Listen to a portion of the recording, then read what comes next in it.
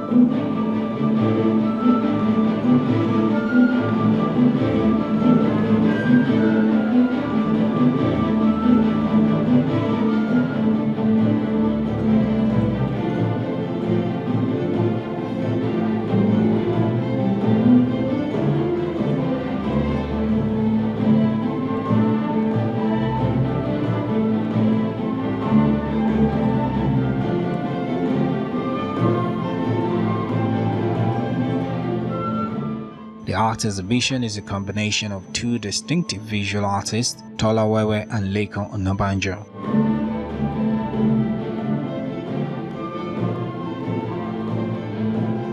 Their works blends the evocation of nostalgia feelings and the representation of the future of the journey of an artist.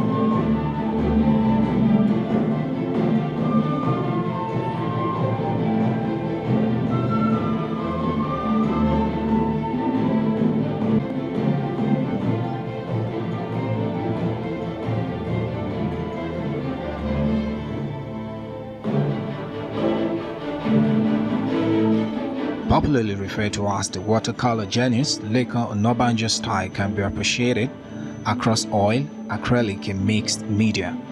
In this exhibition, he deepens his fascination with the relics of buildings and scenery of Nigeria as it used to be.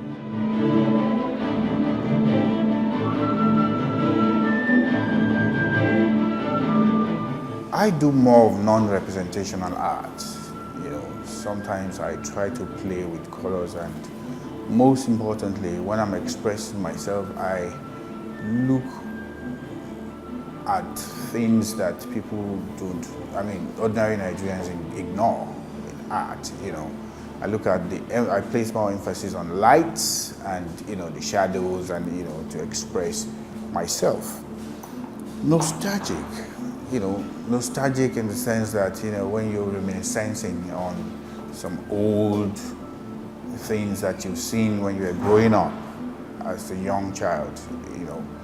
I grew up in Ibadan, and where I grew up, there's a lot of old buildings there by the Portuguese and the rest of them, this old wealth, where you have architecture. Because initially, what actually influenced this, initially I wanted to study architecture.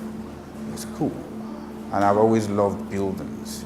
I really like, to explore when it comes to buildings and all that. Because After this exhibition, another one is going to come up. I'm working on Ibadan actually, and Ibadan is a place I grew up, and I want to express some other things that people have not really done on Ibadan. A lot have done orally. We've seen literary works on Ibadan, but nothing visual, which is what I'm working on right now, apart from video. So nostalgia is a combination of old buildings that are so intriguing, and these buildings are still very strong. When you go around Lagos, you see a lot of all these buildings around, and a lot of people, and some of all these things are dying, and people, there's no record of them, So I just put myself together and said to myself, look, why don't you just do a show on all these buildings so that people will begin to see where we're coming from and then where we're going, because you can't move forward if you don't know where you're coming from, And then, of course, Tolawe is an abstract, his work is more of an abstract forms and all that. So I sat down with Bola and I said to him, look, why don't we just come together? Initially, we were supposed to have different solos, and it was in his office, we were juggling with ideas, and boom, the whole thing just came and said, wow, let's come together and do something, because he's doing something futuristic, and I want to show something from the reminiscence.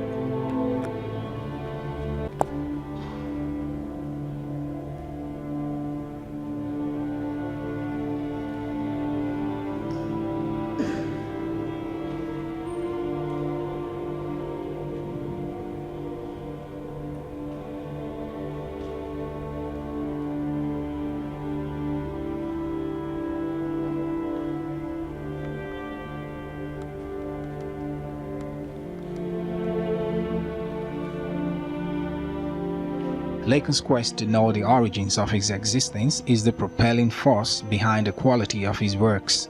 He believes in documenting various communities of Nigeria, irrespective of their location. A lot has to be documented, whether you like it or not. Because there are so many forms of documentation anyway. You have photographs, you have this, you have that, and all that. But as an artist, you must affect the society. You must be seen to either destroying or correcting, So it's both ways, So you must affect the society positively or negatively, So as long as you're an artist and it's visual, you just have to keep recording events and keep recording things that can easily disappear from the society. Look at Oshodi, for instance. Those days, Oshodi, if you go to Oshodi, I don't think you can walk freely, And there's so many paintings of Oshodi out there that people, when those expatriates come in, and you keep telling them that, look, at some point, this place in Lagos State was, crowded and everything and all that, but there's nothing to show for it, except photographs, which of course is not really, it's not something that is catchy that much, it's something, we need visual paintings that would express such scenes.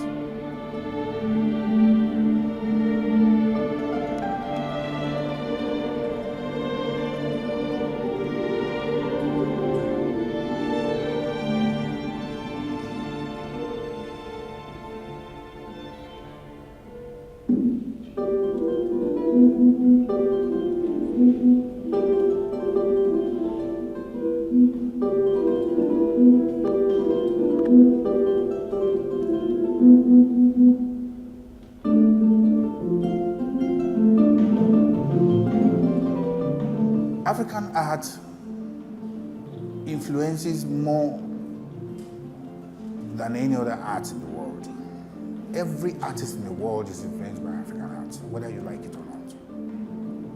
Whether you're Irish or Swedish or anywhere in the world, Chinese, they all have, if you look at their works, everything, there's a touch of Africa in everything that every artist in the world does.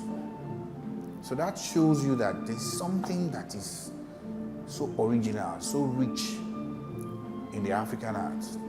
Pablo Picasso today will tell you, I read in one book that he mentioned that he had never been to Africa, he had never done this, he had never done that. Yet, most of his works were influenced by African art.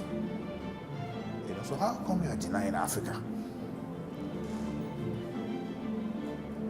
So I mean, when you see a guy draw a mask and it's almost looking like one of the knock culture thing and all that, what do you call that? It's not found in any other place in the world. So it's African art, for crying out loud.